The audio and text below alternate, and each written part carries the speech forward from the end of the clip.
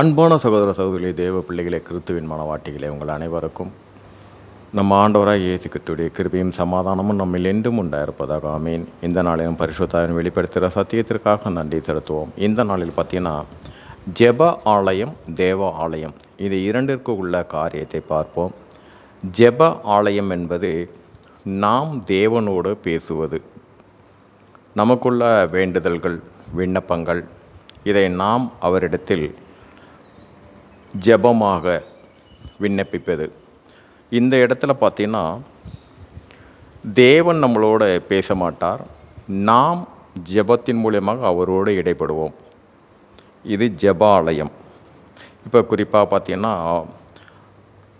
Samuel தீர்க்கதரிசி அவருடைய தாயார் பார்த்தீங்கன்னா, தனக்காக ஒரு குமாரன் வேண்டும்படியாக அன்னாள் ஜெப ஆலயத்தில் தேவனோடு இடைப்பட்டு விண்ணப்பங்களை வைத்தார்.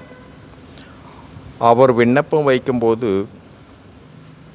அவ்விடத்தில் தேவன் இல்லை, விண்ணப்பத்தை கேட்டார். இங்கு ஜெப ஆலயத்தில் நாம் விண்ணப்பம் மட்டும்தான் வைக்க முடியும். ஆனால் தேவ ஆலயம் என்பது பார்த்திங்கன்னா, தேவன் நம்மளோட பேசுவார், நாம் பேச முடியாது, நம்ம அங்கே பேசவும் கூடாது, செவி சாய்க்கணும். அதுதான் பிரசங்கி 5ஆம் அதிகாரத்தில் 1-2 வசனத்தில் பார்த்தீங்கன்னா, தேவாலயத்தில் நம்ம செவி சாய்க்கிறதுக்கு தான், அங்கே பேசவும் கூடாதுன்னு இருக்கோம். ஏன் பேசக்கூடாதுன்னா, இந்த தேவாலயத்தில் பார்த்திங்கன்னா, நாம் எல்லாம் புதிய ஏற்பாடின்படி கிறிஸ்துவின் சரீரத்துக்குள்ள அங்கங்களாக இருப்போம்.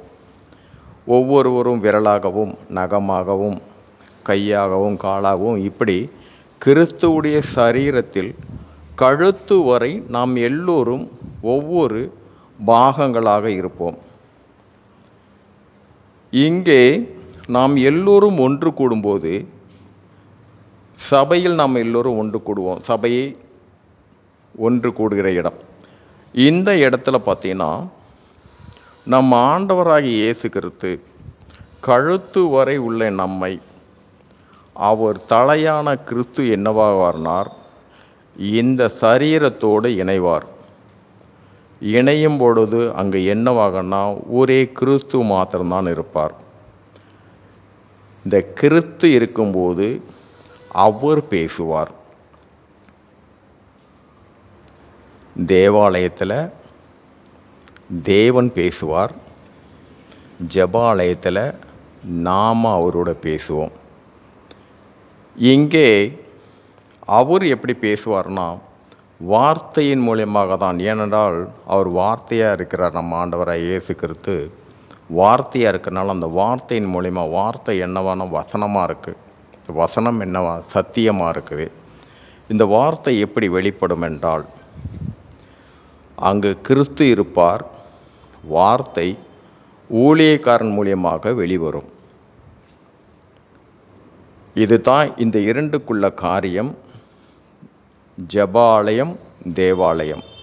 ஜெபாலயத்தில் நாம் ஜெபம் பண்ணவும், தேவாலயத்தில் அவர் நம்மளோட பேசுவார். சரி, இதற்காக இந்த நாளில் இந்த காரியத்தை வெளிப்படுத்தின பரிசுத்த ஆவியானவருக்கு நன்றி செலுத்துவோம். இந்த காரியத்தின் மூலம் எல்லாவற்றிலும் மூவரிலும் ஒருவராக இருக்கிறேன் தேவனே, உம்முடைய நாமம் ஒன்றுக்கே மகிமை உண்டாவதாக. ஆமீன்.